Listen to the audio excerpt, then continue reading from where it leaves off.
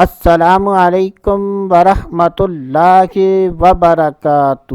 آج کی اس ویڈیو میں بات کریں گے خواب میں اپنا گھر بہت زیادہ بڑا دیکھنا یا اپنا گھر بہت زیادہ چھوٹا دیکھنا۔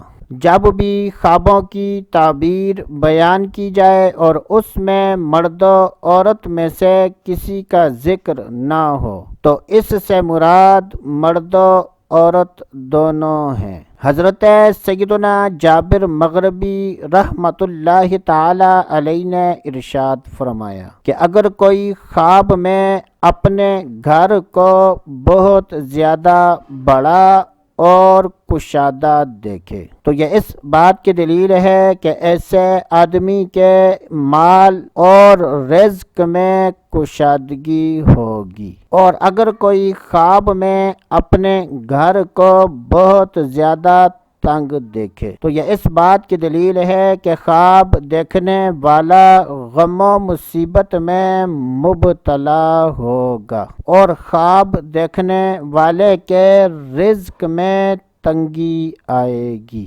اللہ عز و جل سے دعا ہے کہ اللہ عز و جل ہمیں اچھے خواب دیکھنے اور برے خوابوں سے بچنے کی توفیق عطا فرمائے۔ تو دوستو ابھی کے لیے اتنا ہی، اگلی ویڈیو تک اجازت، اللہ حافظ۔